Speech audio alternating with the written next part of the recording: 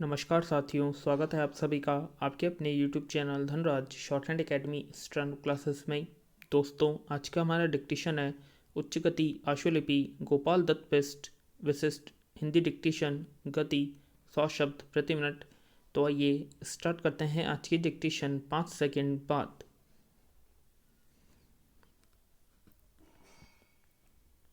Start.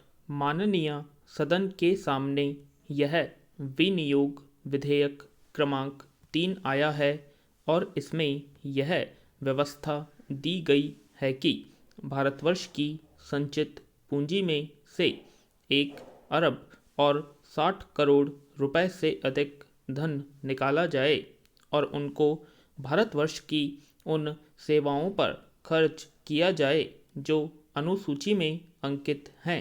विराम।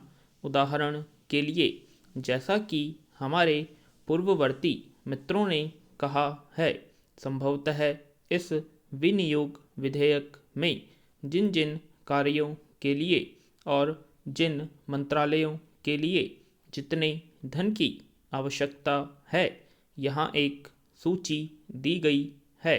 इस वर्ष 1968 की अपेक्षा जो विशेषता रही वह यह है कि जब से बजट आया है तब से भारतवर्ष में सारे किसानों के लिए और उन दूसरे मित्रों के लिए जो किसानी करते रहे हैं उनके सामने एक प्रश्न रहा है, और वह प्रश्न यह रहा है कि उनकी सरकार और उनके कुछ बोलने वाले जब तक यह बात कहते फिर रहे हैं कि देश में हरित क्रांति आनी चाहिए। हाँ, हरित क्रांति आ रही है। इससे पूर्व भी कांग्रेस पक्ष की ओर से समय समय पर इसी प्रकार के नारे दिए गए। विराम। यह भी कहा गया कि आराम हराम है।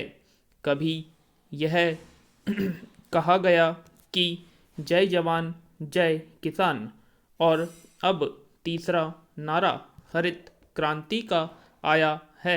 विराम।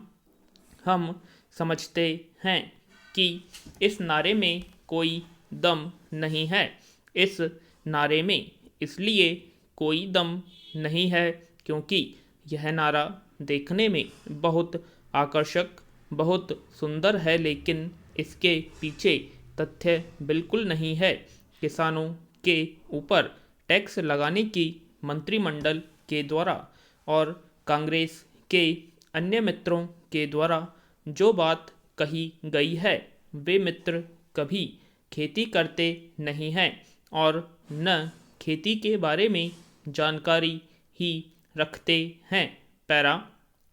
आदरणीय, भारतवर्ष में खेती का जो सबसे बड़ा प्रश्न चल रहा है वह दो बातों के ऊपर आधारित है, और यह कृषि की समस्या न होकर खाद्य की समस्या भी है। प्रतिवर्ष हम खाद्य के रूप में बाहर से करोड़ों रुपयों का अनाज मांगते हैं, और अनाज का उत्पादन करने के लिए हम प्रतिवर्ष करोड़ों रुपयों की खाद मंगाते हैं। कांग्रेस सरकार की तरफ से गत 20 वर्षों में हमारे सामने बार बार कहा गया है, यह बात दोहराई गई है कि अब भारतवर्ष में हम बहुत जल्दी खाद्य के मामले में आत्मनिर्भर हो जाएंगे। हमको खाद्य की चिंता नहीं करनी चाहिए।